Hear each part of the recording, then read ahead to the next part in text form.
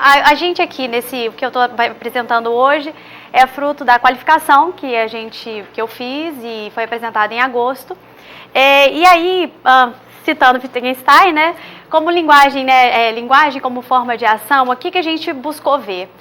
Como que suspeito, inspetor e vítima no ambiente da delegacia da mulher e no evento discursivo específico, que são os interrogatórios policiais, como eles, então, pelas historinhas que suspeitos contam, como que outras coisas acontecem, como que a linguagem está aí a serviço nesse cenário institucional. E aí, então, o que a gente buscou ver? A gente vai olhar focalmente, como numa perspectiva, né, de um estudo linguístico, para a questão das narrativas e identidades, mas sobretudo das histórias, então, que suspeitos contam nesse ambiente de interrogatório policial que está inserido na delegacia da mulher, que é um ambiente, então, institucional. E o que a gente vai buscar ver? O que a gente buscou ver? A relação que a gente tem entre esses movimentos narrativos identitários, né, toda essa construção identitária que a gente pôde ver nas historinhas que os suspeitos contam, que a gente vai ver aqui também, e aliar isso num cenário maior, institucional, com a tentativa de apagamento desses crimes, que aí a gente vê como, via narrativas, esses suspeitos, então, buscam mitigar ou então apagar os crimes que eles possivelmente teriam cometido e que foram relatados na delegacia. Reforçar, então, a diferença de gênero. Por quê? Quando a gente está falando de uma violência doméstica, uma violência contra marido e mulher, que é o caso que eu vou trazer aqui, é um tipo de violência um pouco diferenciada, porque acontece no ambiente privado. Quando, então, a vítima procura a delegacia, ela sai do ambiente, né, das quatro paredes e vai para a delegacia e torna isso público. Então, espera-se que o Estado tutele e descubra, né, o que aconteceu, enfim. O que acontece? Quando, então, é o que a gente pôde perceber com o nosso trabalho. Quando a gente não tem uma estrutura como a delegacia e no discurso, na interação, a gente tem outras coisas acontecendo, num caso específico, a gente tem inspetor tentando ter uma postura mais de mediação do que efetivamente de coleta de prova testemunhal, que é a tarefa institucional que um interrogatório tem, o que acontece? Esse caso, então, como a gente vai ver, ele você pode dar uma outra oportunidade para esse seu marido, enfim. Então, esse crime, ele é reprivatizado. Então, ele saiu da esfera privada, vai para uma instância pública e ele volta, então. E o que isso leva? A uma ressignificação do trabalho, porque a mulher espera que a delegacia exista para protegê-la. Se ela leva isso na instância pública e ali não resolve o seu caso, você tem essa reprivatização do crime. Bom, então a gente, para poder olhar essas questões, a gente buscou fazer uma análise que desse conta de entender qual é o papel que as histórias têm dentro desse tipo de atividade, que é o interrogatório policial. Os interrogatórios policiais acontecem assim: uma vítima sofreu algum tipo de agressão, que pode ser física, psicológica, enfim, no ambiente familiar, e ela então procura uma delegacia próxima ou liga, ali se instala no boletim de ocorrência, que onde então um policial, usando a terminologia de Goffman, vai servir como animador da fala dela, vai relatar o crime. Esses BOs chegam então na delegacia da mulher, quando os casos, né, a gente está falando aqui especificamente desse tipo de violência, chega lá, ele vai abrir o inquérito policial. O interrogatório policial está dentro de um inquérito. O inquérito é um momento em que se coletam, se reúnem provas físicas, e-mail, fotografias e provas testemunhais. Então, o interrogatório policial é um evento e ele é sobremaneira pautado na interação e no discurso. Então, neste momento de interrogatório policial, a vítima e o suspeito são convidados a comparecer à delegacia para prestarem os seus depoimentos. Então, é nesse momento que há uma coleta da prova, da confissão ou de provas que inspirem, né, o relatório, para esse relatório depois ser encaminhado para o juiz, para ele seguir o Código Penal, enfim. E aí, o que a gente buscou ver? Bom, tem muita história em interrogatório. Então, qual que é o significado local dessas histórias nesse ambiente em específico e o que está fazendo de diferença nesse cenário institucional em específico? Então, a gente procurou ver como que elas são estruturadas, enfim.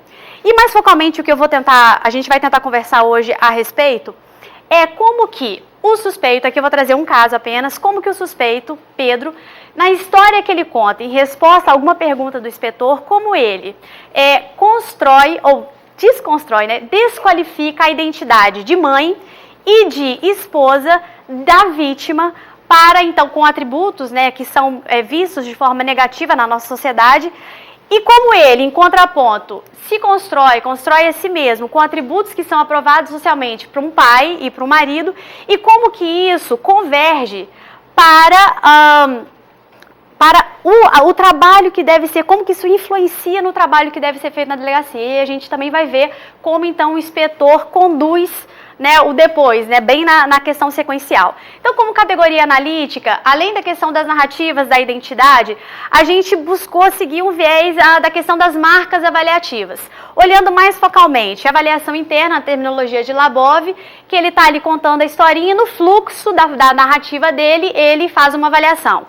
A encaixada, que ele suspende a narrativa para dar a avaliação dele, e o discurso reportado, ou o discurso construído, que é exatamente quando ele, enquanto narrador, escolhe, recorta, seleciona determinada fala de um personagem usando o discurso reportado direto, ele vai e traz aquela cena presente, ou o discurso indireto, reportado indireto. E qual é a significância, a relevância disso para um ambiente em que você está coletando prova testemunhal, então que a verdade está sendo posta em xeque, a verdade aí entre aspas, né?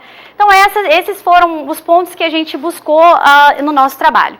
Em termos metodológicos, a gente segue uma perspectiva qualitativa. Eu estava no mestrado em 2007, eu e uma outra pesquisadora, Priscila Júlia Guedes Pinto, da Universidade Federal de Juiz de Fora, a gente foi uma delegacia da mulher, ficamos esse ano todo gerando esses dados. Nós gravamos 10 em áudio, gravamos 10 interrogatórios policiais, transcrevemos segundo a Jefferson, né, da análise da conversa, seguindo esse modo de transcrição. E a gente, então, para esse nosso olhar identitário e narrativo, a gente segue uma perspectiva construcionista dessa questão na interação, até para capturar essa questão da interação e de entender como, então, esses participantes, que são inspetor, vítima e suspeito, constroem discursivo interacionalmente esse evento que é o interrogatório policial. Então, a gente gerou dados de uma delegacia da mulher do estado de Minas, e aí o que vale destacar aqui é que, embora a gente fale de delegacia da mulher, lá são tratados casos de violência, e aí com pessoas que têm um laço de afetividade. Pode ser um casal homossexual, pode ser avô, neto com avó.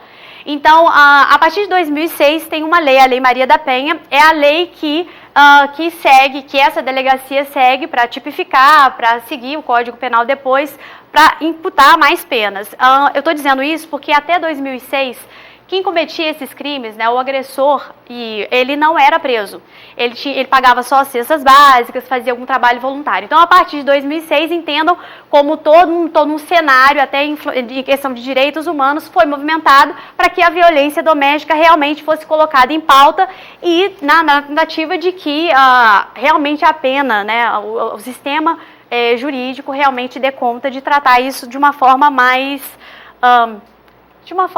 não vou dizer correta, porque eu vou estar sendo essencialista, mas bom. E aí o que a gente vai ver com a nossa pesquisa é como que a delegacia, na interação, no discurso, no vamos ver, no aqui e agora, como que ela, de fato, está ressignificando o trabalho dela para quem procura. Bom, só comentar, às vezes a gente fala, poxa, essa mulher gosta de apanhar. Então, queria destacar que a gente teve conversas, Priscila e eu, conversas muito informais com algumas vítimas. E há uma sistemática muito complexa e multiforme na relação entre a vítima e o suspeito. Se alguém me rouba na rua, eu não conheço. No caso, se eu estou com meu marido e ele me bate, é uma pessoa que está se relacionando comigo. E há outros fatores, além dos afetivos e emocionais. Há questões financeiras. Muitas vezes elas diziam, olha, eu não posso sair porque eu não trabalho, onde que eu vou morar? Eu não tenho casa. Então são vários fatores que estão imbricados nessa relação e que problematizam sobremaneira essa questão da violência em si, da diferença de gênero que a gente tem na sociedade brasileira. E aí o que a gente procurou mostrar, procurou pesquisar e ver então nessa tese, como que na interação isso reforça toda essa diferença de gênero, toda essa sociedade patriarcal, tá? Enfim, bom. Só comentando, com relação aos interrogatórios policiais, eles têm uma forma formulaica, um formato formulaico que é prototípico, de pergunta e resposta. São pares adjacentes de pergunta e resposta. Se o Emerson me pergunta assim, Débora, vamos no cinema pra gente descontrair, já que a gente ficou muito tenso hoje de tarde, eu digo assim, vamos sim, vai ser ótimo. Então tem a pergunta e tem a resposta. Como é um convite, eu tenho ou a recusa ou a aceitação. No caso dos interrogatórios, a gente tem pares de pergunta e resposta em que há uma simetria. Por ser um ambiente institucional em que quem é o representante, né, no caso aqui da lei, o inspetor, ele tem metas e tem tarefas que restringem a ação, restringem a interação como um todo. Então ele tem uma meta muito específica que é coletar a prova testemunhal. E como que ele faz isso? No formato formulaico de pergunta e resposta. Então isso acarreta uma assimetria de poder, porque ele aloca o turno, então o que isso quer dizer? Ele seleciona o próximo falante, então ele direciona, olha, você, responde você. Ele, então, além de alocar, ele seleciona o tópico. É ele que sabe do que ele vai perguntar. Então, isso acarreta, né, como a maioria dos ambientes institucionais, essa assimetria.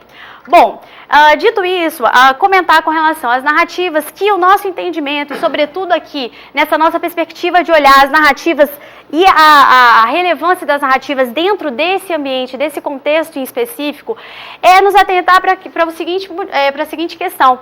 É que a narrativa, e sobretudo as narrativas dos suspeitos que a gente vai ver, sobretudo as narrativas do Pedro, são uma recriação do vivido, e essa recriação, ela está atendendo a desejos que são localmente e contextualmente definidos. Então, é não perder de vista a relevância dessas histórias que ele conta, que estão recriando a experiência, né, estão trazendo, construindo a experiência, mas que estão ali assumindo expectativas e desejos deliberados do narrador.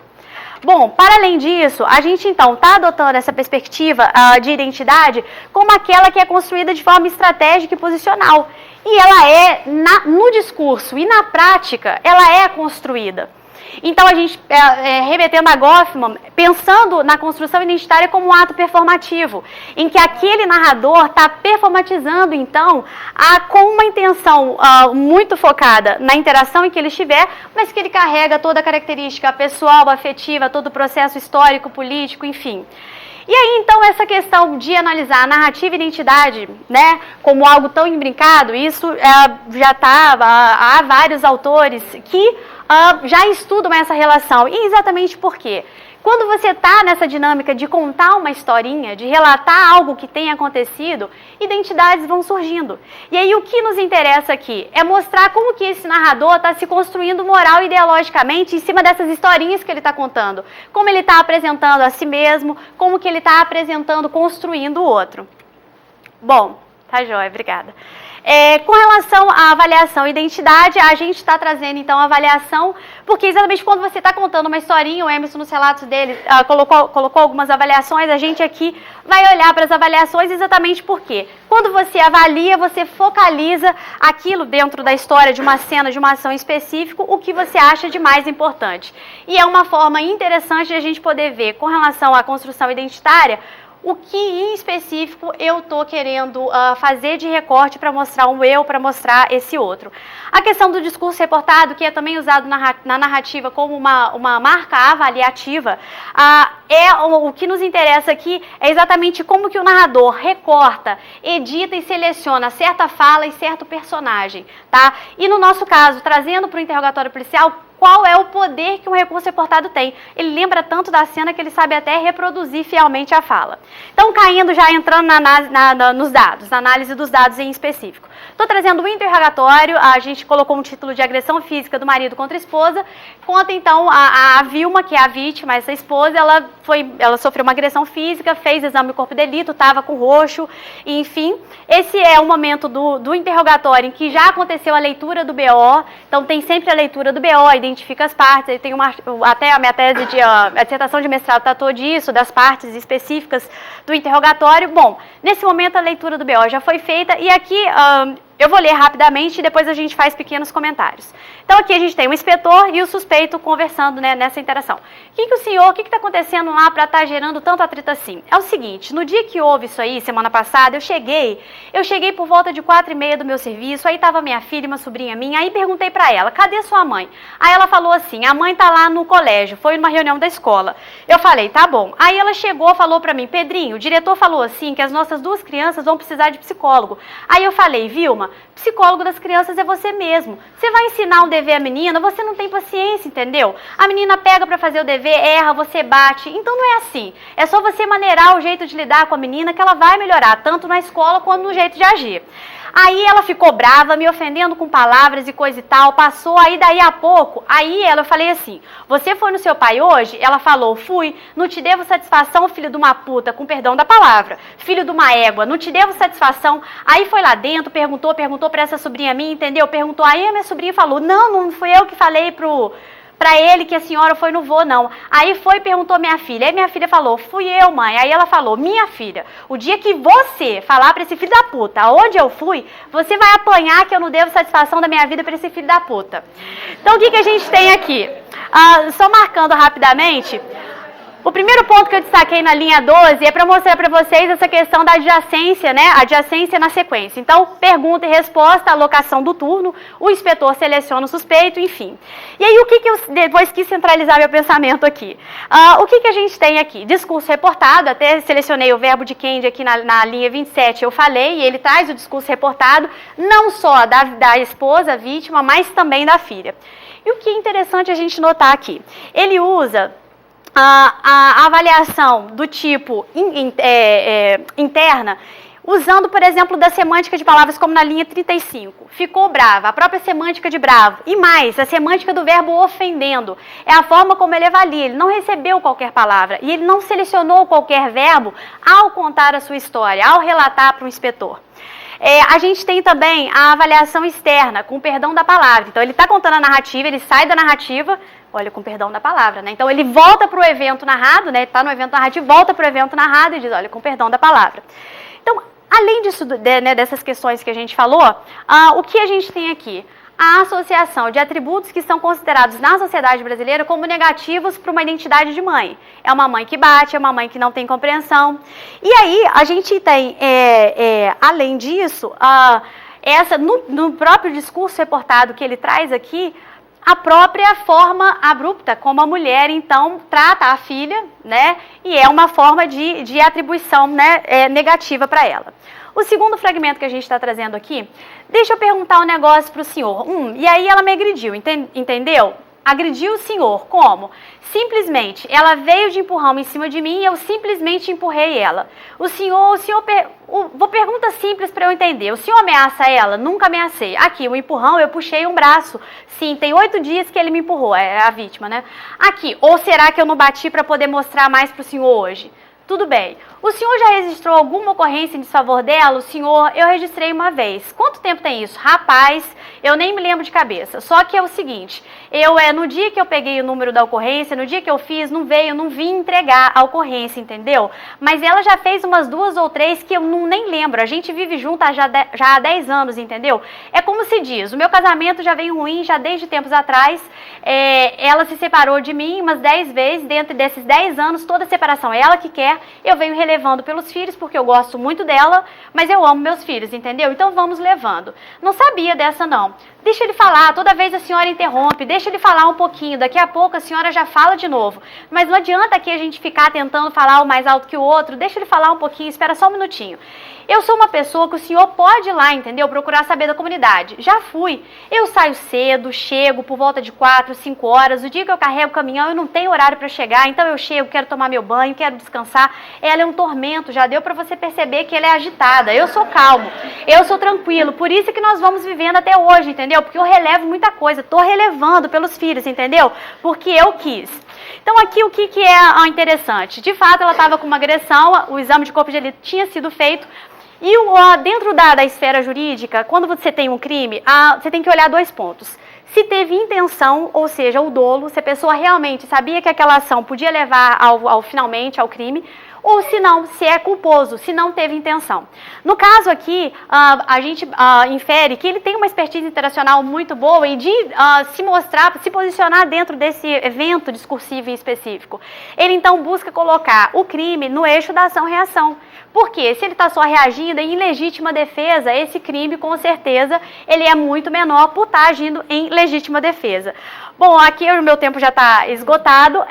Mas eu queria só comentar mais algumas coisas. Acho que eu vou direto para pro fragmento, então, porque tudo é tão interessante, ainda mais, né, o filho da gente é sempre tão interessante, eu vou direto para a parte do inspetor, tá? Então tem outras narrativas dele, e aí o que eu queria destacar? Interessante notar como ele, então, associa atributos negativos para a esposa, ela é um tormento, ela é agitada, então, que colocam em xeque? Primeiro ele colocou em xeque a identidade de mãe. E agora ele coloca em xeque a identidade de esposa. Ela não é uma boa esposa, ela é agitada, ela termina sempre. Em contraponto, ele é um ótimo pai, ele é um cara trabalhador. Então, entendam que são todos atributos positivos que colocam, então, essa identidade de pai dele e de marido de uma forma muito positiva. Então, aqui a gente já tem a parte do inspetor em que ele vai se posicionando de uma forma mais contundente nesse caso. A senhora está, pelo que foi falado, pelo que as testemunhas me confirmaram em tudo, a senhora tem direito a pedir providências por parte do Geraldo aqui. É interesse da senhora prosseguir com isso? Aqui o a senhora deseja que o feito seja paralisado por 6 meses. A senhora tem direito de prosseguir, a senhora também tem direito de ter esse problema paralisado por 6 meses. Se o nosso amigo aqui não lhe der problema durante 6 meses, ou seja, do dia 9/7, do 8, do 9, do 10, do 11, do 12, até o dia 9/1 do ano seguinte, a atitude dele, desse boletim, perde a validade. Aqui só vou comentando, de fato, quando um boletim de ocorrência é instaurado, o Estado ele pode tutelar a causa, ou então a pessoa tem 6 meses para poder movimentar, no caso a vítima, para pedir algum esclarecimento. Depois de 6 meses, perde a validade. Note como que o crime que foi visto na vítima, no exame de corpo de delito, eu até não ressaltei, mas tem uma parte aqui no outro fragmento, que o próprio, olhe para mim na linha 11, o suspeito fala essa fatalidade. Então a confissão do crime, ela de fato houve. E o inspetor sabe que houve o crime de agressão. E aí ele enquadra como problema na linha 49. Aí continuando na linha 56 da leitura, o que a senhora acha? A senhora deseja dar uma oportunidade a ele ou a senhora quer que a gente prossiga até vê-lo processado? Eu sempre sofri agressões no relacionamento com ele. Só que pelo fato de ser pai da minha filha, de estar vivendo junto, vocês têm uma filha em conjunto? Temos. De quantos anos? 3 anos, 3 anos. Pelo fato de ter uma filha, eu nunca decidi fazer nada por causa da minha filha. Sempre tentei levar o relacionamento dos dois. É para procurar aí aqui ele tá, é uma funcionária, tá, que entra, indo na linha 12. Mas vai ver esse aqui é a mesma coisa, ele está falando com a funcionária. Vão para a linha 15. Então esse vínculo é mais forte do que a gente pode pensar. Eu vou ter que ter esse vínculo junto com ele o resto da vida. Eu quero uma garantia de vida, porque eu trabalho, eu tenho o direito de sair de onde eu quiser, eu tenho o direito de ir e vir a hora que eu quiser. Quem cuida da criança? A minha faxineira. Uma senhora, você paga a pensão direitinho? Pago, dou tudo, vou começar a pagar agora. Mas eu acredito que eu já dou, pago a escola dela. Faço tudo o que tem que fazer. Entendi. Há 2 semanas agora. Quer dizer que com marido e mulher não rolou, mas como pai é um bom pai. Então, o que a gente vê aqui? Ela pede garantia, então ela sabe que ela está na delegacia da mulher, ela quer uma garantia, sabe que aquele é o lugar. E aí, então, só para recortar, porque realmente meu tempo já acabou, vamos ver na linha 50. Mas o que acontece aqui é o seguinte, a senhora quer uma garantia de algo que eu não posso lhe dar, eu tenho que ser honesto. Então, o que a gente viu aqui, desculpa, não deu para a gente ver com um pouquinho mais de detalhe, o que a gente procurou mostrar na nossa tese? Que as narrativas que o suspeito contam são importantes no sentido de que não são só respostas dadas à pergunta seguindo o formato formulaico pergunta e resposta. São respostas, são escolhas que recortam, editam e, sobretudo, tentam mitigar ou apagar o crime, colocando no eixo de ação-reação, construir, então, o outro, acabar, desqualificar a identidade de mãe e de esposa e qualificar de uma forma muito positiva o seu papel, a sua identidade, de homem e de esposo e de pai. E isso tudo, o que isso acarreta? Dentro do cenário maior da delegacia, isso reprivatiza, porque até no fragmento, mas ele diz, olha, vão dar uma outra oportunidade para ele é pai da sua filha, enfim. Então isso reprivatiza, volta para a esfera privada, ressignifica, porque a mulher queria uma garantia, ele disse que a garantia não vai ser dada ali. E para além disso, o que a gente buscou observar? como que, de forma estratégica, essa história que os suspeitos contam negam o ato, negam responsabilidade, negando intencionalidade. E dentro de um ambiente como um todo, como que isso levou, a gente analisou outro caso também, o inspetor teve o mesmo tipo de comportamento, levou a uma forma híbrida na condução do interrogatório. Ora você tem o interrogatório, ora uma audiência de conciliação, e quando vai para resolver, ele diz que não tem como garantia. E aí o que a gente busca, né, além de mostrar a importância situada que essas narrativas têm, além de mostrar essa ressignificação, essa reprivatização, essa tentativa de apagamento num cenário maior de provas testemunhais e de crime, e enfim, a gente espera contribuir na atuação daqueles profissionais que atuam no direito, de juízes, inspetores, enfim, para prestarem um pouquinho mais de atenção nas histórias, nas avaliações, no que está acontecendo quando os suspeitos estão contando historinhas. Bom, é basicamente isso, desculpa, me alonguei.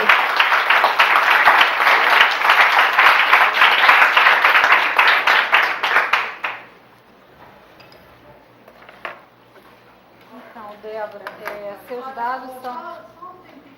Eu posso dizer que era às 4h30. A gente está com 4h40. Então, se quiser fazer... Claro. Hã? Reduzido? Um pouquinho mais... Qualquer coisa depois você Não, pode então, conversar. eu vou fazer assim, seus dados são muito interessantes, seu contexto, a construção de está coerente com os objetivos da sua pesquisa. A única coisa que me preocupa você usa todo um vocabulário que remete à questão da intencionalidade. Você acha mesmo que a gente pode dizer que as pessoas envolvidas, de caso pensado, tiveram a intenção de apagar?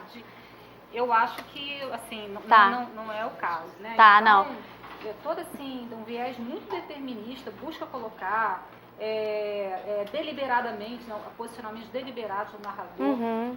Eu, assim, não me comprometeria com essa intencionalidade. Você está vendo, assim, os movimentos narrativos e os efeitos de sentido naquele momento. Assim, acho que se fosse você, eu prestaria muita atenção às perguntas que são feitas, não é? E como essas perguntas são feitas. As perguntas colocadas pelo inspetor, eu vi aqui nos seus dados, elas já vão intextualizando outros textos, para usar o vocabulário, você usa CA, né? Elas produzem uma formulação narrativa, né? Então o que você quis dizer, blá, blá, blá, a gente até usou a recontextualização, a gente fez recontextualização, você vê lá. E aí já vão conduzindo, né, o tipo de resposta, co-construção, não é? O tipo de resposta e o tipo de intextualização que vai poder ocorrer. E assim, parece que você já parte do pressuposto. Sim, a gente vai para um contexto institucional e muito ritualizado. Eu tenho uma série de pressupostos do que vai ocorrer ali, eu tenho uma agenda que eu tenho que seguir, que perguntas serão feitas e eu terei que responder, não é? A gente tem uma série de pressupostos em relação à simetria. Entretanto, você acha que esses pressupostos vão determinar o que vai acontecer ali? Parece que de antemão você já entrou em campo com essa noção de mulher vitimada e de que o marido tenta, lembra do Wittgenstein, don't think but look, né? Tenta apurar mais esse olhar, se você entender, lembra, vai ter muita repetição, né? Esse repertório vai precipitar, mas ele vai precipitar de maneira sempre determinista. Pode ser que nesses interstícios você se depare, você olhe para esses dados diferentes e veja muita agência e a recontextualização dessas normas, não é? É sempre esse inspetor que está no controle? Aqui, em vários momentos, me parece que não. Como num ambiente institucional, alguém ocupa turnos longuíssimos. Você lendo outros textos, os textos da Ana Cristina Ostrom, né, os inspetores na delegacia, geralmente eles caçam a palavra, né? A gente então, tem até assim, momentos que você pode ser que você olhe, apura o olhar para esses de movimentos discretos, que pode ser que você já entre em campo. Vendo outras possibilidades de agência. Era isso assim que eu teria de parabéns. Eu acho que eu sei que você ainda tem um ano aí pela frente, então o aparato descritivo que você está usando, muito assim, te permite, né, olhar assim para esses pequenos movimentos. Então É difícil mesmo esse olhar sem distanciamento, é complicado. Às vezes eu ficava com o Leandro e a Elizabeth, eles estudam gênero. Às vezes alguma coisa que a gente fala é tão essencialista que a gente nem se dá conta. Então, realmente é muito bacana, obrigada mesmo. Elege esse porque viés aí, claro. Depois que você disse tudo, agora eu vou com esse olhar aqui. Claro, né? claro. Aí você projeta, é uma questão assim de projeção, né? Sim, eu projeto sim. o olhar da linearidade, só vou ver o mesmo. Claro. Projeto esse outro olhar, pode ser que eu me depare, né? Tá bom? Claro, muito obrigada. Rapidinho.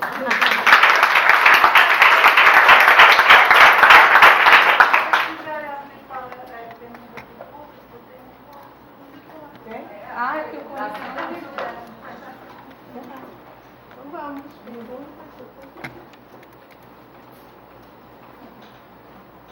Posso perguntar uma coisa? Você pretende encontrar entre um tipo de detecção de uma inspetora com inspetora? Então, quando eu estava fazendo mestrado, estava seguindo até mais do viés da análise da conversa e, sobretudo, agora eu trabalho com dados de fala reais. E essa parte toda de geração de dados, graças a Deus, ficou em 2007. E, assim, de forma muito sincera, não tenho pretensão de voltar, né, a campo, digamos, para gerar outros dados como uma inspetora. Isso, não. O que eu tenho até uma amiga, a Mídia, que é professora da Universidade Federal de Juiz de Fora, mas aí já é com uma juíza, a gente até já fez um artigo em parceria, enfim, dá para trabalhar com alguma coisa, não sei se a sua pergunta estava pautada pela questão do gênero, né, enfim, mas... Claro, não, claro, não, basicamente é isso, assim, para trabalhar com dados reais e dentro na perspectiva teórico-metodológica que eu me encontro, acho que não. Não, é porque se você pudesse voltar, porque, olha, você visse um pouquinho essa trajetória aí que você escreveu, tem o BO. Primeiro tem lá alguma coisa que gera o BO, aí depois tem interrogatório, depois tem essas narrativas. Se acompanhasse um pouquinho a trajetória, podia ser tão interessante, mas não vou te cobrar isso não. Se você puder... É uma dificuldade muito grande, foi uma dificuldade grande para gerar os dados, vocês, né, podem imaginar por quê. Então, assim, é realmente difícil, não estou dizendo que é impossível. Bom, de repente, né, se eu passar para alguma universidade depois e continuar, posso fazer minha pesquisa. Aí não vou me importar, porque, né, vou ter várias pessoas para me ajudar, mas foi suado.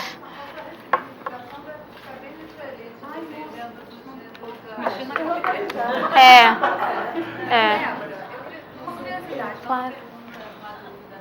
O que te motivou? Eu fiquei assim, curiosa de saber o que te motivou para fazer essa pesquisa. Tá. E assim, como é que você conseguiu entrada para isso? Assim, para você gerar esses dados foram gerados, você que gravou, né, foi áudio. E como é que você conseguiu entrada nesse ambiente? Tá. Bom, a minha motivação, todas as motivações são lindas e maravilhosas, como do Emerson, enfim. A minha motivação não é nada linda. Por quê? Priscila e eu participávamos, a gente tinha um orientador, o professor Paulo, da Universidade Federal de Juiz de Fora, e ele estava com um projeto de ambiente institucional que tinham 3 partes. E aí o que acontece? A gente ia numa... como é que chama aquela associação que cuida de pessoas deficientes? A PAI. A gente ia numa PAI e a PAI fica num determinado bairro nessa cidade de Minas. E aí o que acontece? Lá a gente não foi nem recebido. E exatamente do lado da PAI tem a delegacia da mulher. E aí eu olhei e falei, Priscila, acho que ali a gente pode conseguir alguma coisa. E aí nós fomos, foi bem difícil, tá? A princípio, como é que você chama? Mônica, foi muito complicado. O primeiro dia que a gente nem foi recebida pela delegada, tá? Aí depois conseguimos reagendar e no segundo momento a gente foi atendida. Ela ficou muito reticente, exatamente, por uma questão óbvia. O que a gente fez? Nós levamos uma carta do departamento, uma carta de intenções de pesquisa, a questões também metodológicas, que a gente usa base etnográfica, questões de troca de nome, etc e tal. E aí ela concedeu, então, pra gente conseguir gerar os dados. E cada vez que a gente ia para cada participante específico, uma negociação era feita, essa pessoa tinha de dar autorização dela, então é muito complicado. Houve casos em que a pessoa... A gente assistia.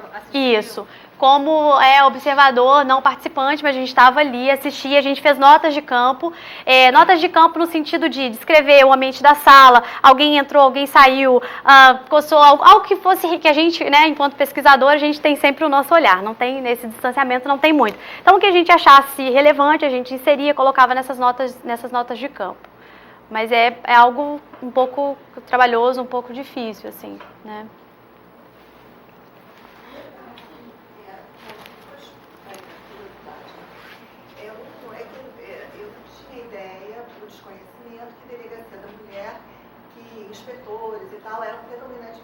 até por uma questão de empatia e tal.